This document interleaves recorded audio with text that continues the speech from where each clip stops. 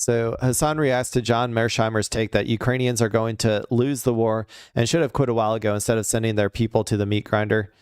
Before people say, "Oh, Mearsheimer, classic," this is, I guess, just what he's going to say. Okay, let's go. Maybe this one will be more interesting to watch. They've decided to drop the whole. They decided to drop the whole ceasefire thing. They're just leaning into more and more. They're leaning more into Israel's ambitions. A good example of this, and a number of European leaders have basically said we should fight to the last Ukrainian, which I find kind of morally sickening. Yeah, I mean, that's not a thing you should say. Also, it's not your war, right? Like, this is the thing. This is why when I say that Ukraine is a proxy conflict for the United States through Ukraine against Russia, and I mean also a proxy, like treating Ukraine as a proxy like for Europeans as well. This is what I mean, is they don't actually want what's best for the Ukrainian people. They would rather Ukraine like kill every single one of their citizens if it meant that they could like do slightly more destabilization of Russia, right? That is what they would want. It, like, literally, if it was like, if the options were, if you can like self-destruct, Thanos snap your entire Ukrainian population of men aged 18 to 60, right? You can Thanos snap them out of existence, and in exchange, Russia will have to spend like another, let's say we'll lose another 500,000 troops and be destabilized for we'll be economically in pain for the next 10 years or something, right? Like, I'm pretty sure that most Europeans or most of the European political class and the American political class would take that deal in a heartbeat. Whereas me, on the other hand, I just want this conflict to end period. And I also want what the Ukrainian people want. So I want them to have say in like whether they want this conflict to end or not as well. I don't think that we should be forcing Ukraine to continue fighting to the last Ukrainian soldier as a proxy for the United States. I am opposed to that. That's my personal opinion. I mean, this is actually what we're doing. The Ukrainians are going to lose this war. I could lay that out for you. They should have quit a long time ago. They should have. For their own good. The language that's used to describe. They should have. What? This isn't a controversial opinion. The battle lines were much better back when Russia first started, and there wasn't as much momentum, right? Where they had there was a chance where they were pushing, I can't remember the exact circumstances, but I think they were pushing Russia back for the first time in the war, and they had more momentum than they ever had throughout the entire conflict. And at that particular moment in time, many people were saying now is the perfect time to make a deal, right? Where the battle lines are now, or whatever you can get out of it. Now is the perfect time, because obviously in the long run, Russia is going to destroy Ukraine. Russia just has a bigger industrial base. And at the end of the day, it all comes down to how much can you produce when it comes to wars. So how much can you produce and how long, and for Ukraine, it's how long can you attrit the other. So all he's saying are objective truths. These are objective truths that anybody with half a brain understands. And Ukraine is not going to be able to push Russia back. Okay. It's not going to happen. Actually, let me go ahead and pull up a quick video because I was watching this the other day. I'm going to put it at 2 times speed. I'm going to bring the volume down just so that we can watch it. But these are the battle lines over time. Okay. This is from 2022 to present. Let's watch this real quick. I put it on 2 times speed, by the way, so that we can get through it quicker. But Okay, this is how the battle lines have changed over time. This is all the way to present as well, at least through May, I think. You'll see Russia just taking more and more territory, right? More and more territory right there, I think, where Ukraine was pushing back Russia over here. I think that may have been around the time that we were wanting like a proposal, or like when the best circumstances were for getting the best peace deal from Ukraine, or for Ukraine. Right here, pushing, and then, oh, one sec. And then Russia starts taking again. Russia begins accelerating their, I think. Am I wrong? Maybe, oh. Am I wrong? I thought that, well, maybe I'm wrong. Maybe that was a different time period. I may have done it a little too fast for my own good. But anyway, okay. Well, I'll just keep going. I may have thought about that. May have been a different push. I don't know exactly when all of these pushes happen, but I think there's a slow acceleration of Russia here. It's a very slow one though, going forward, I think. Yeah, you can see like they're just slowly pushing up over time now. Very slowly pushing up. And that's where it is right now. So this isn't going to change, people. Even like right now, these battle lines, I think, are probably about where they're going to be for the foreseeable future, with Russia maybe making slight gains. Ukraine may be occasionally pushing them back slightly. But I think about here is probably where the battle lines are going to be indefinitely. Anyway, I forgot what I got. Oh yeah, we're watching Mearsheimer. The situation in Ukraine is that it's in a demographic death spiral. It's in a demographic death spiral, and we're encouraging them. Oh my God.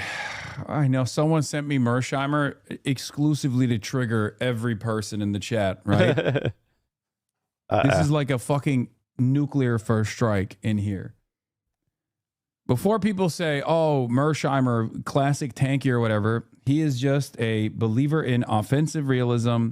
He does not think that engaging in a proxy war against Russia is good for American interests, and he certainly doesn't think it's good for Ukrainian interests. That was my opinion as well. So I guess I'm apparently an offensive realist as well. Okay. That's it.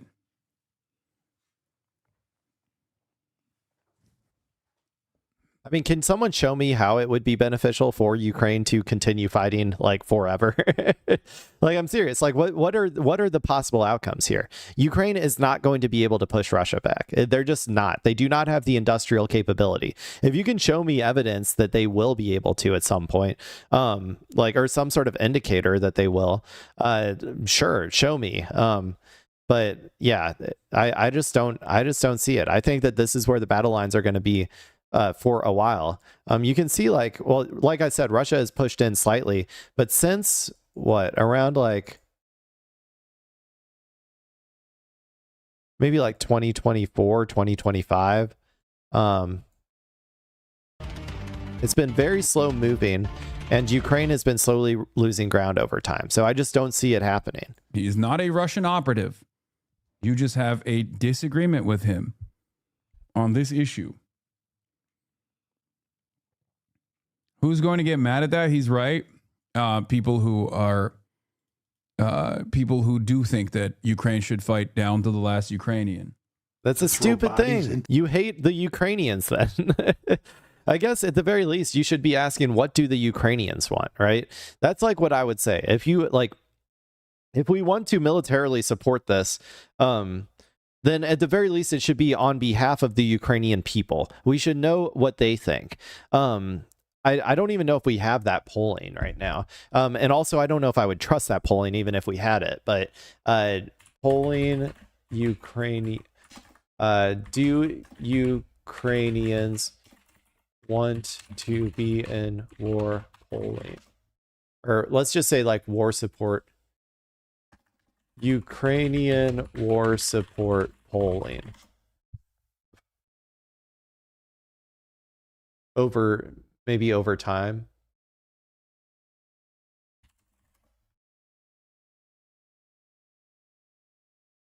I don't care about Americans support. I want to know what Ukrainians think. I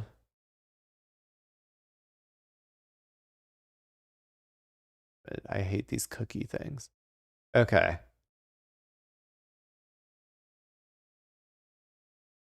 Well, let's see.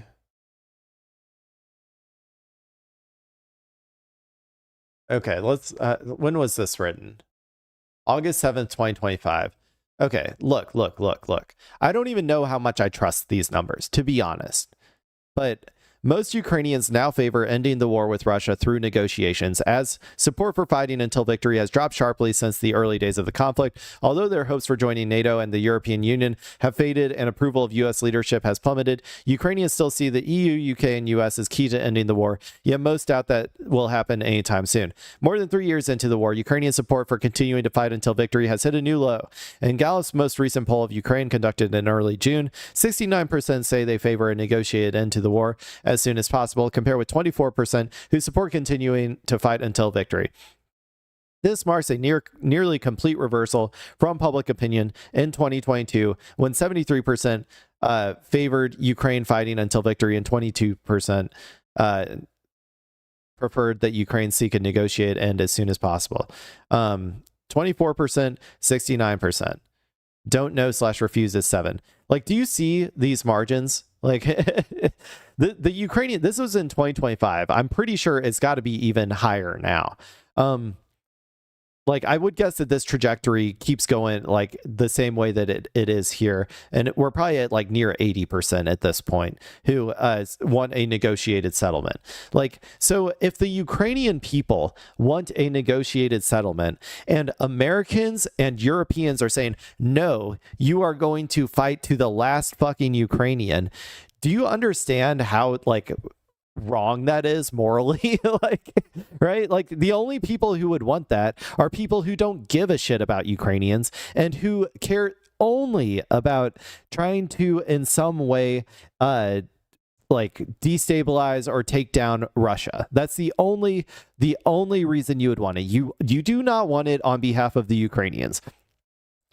I guarantee it. If you dig deep down in your heart, you know that you are not saying these things for the Ukrainian people. You are saying these things because you hate Russia. That's the reason. And you shouldn't like make the Ukrainians suffer just because you hate Russia. To the meat grinder when they're going to lose anyway.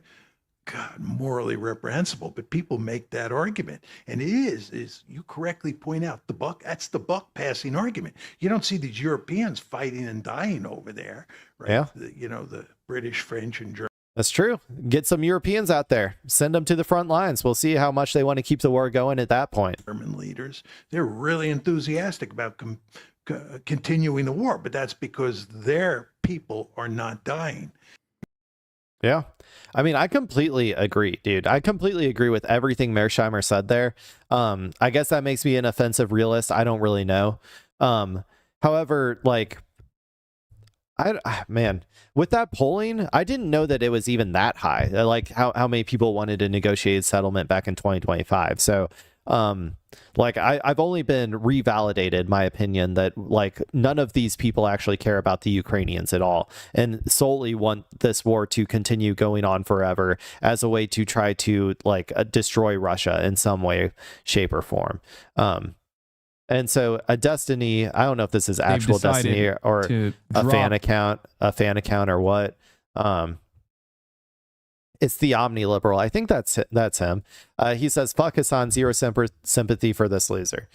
Let me see if there's modern polling on current polling of Ukrainians war versus settlement.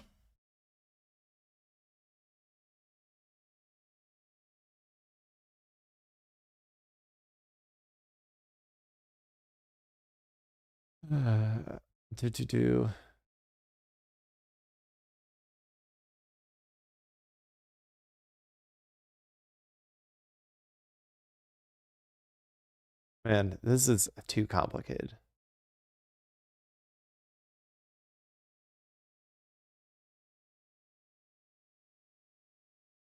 IRI, that international, what is this?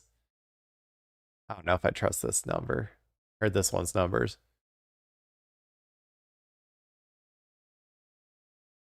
Okay, I can't find anything newer than 2025, to be honest.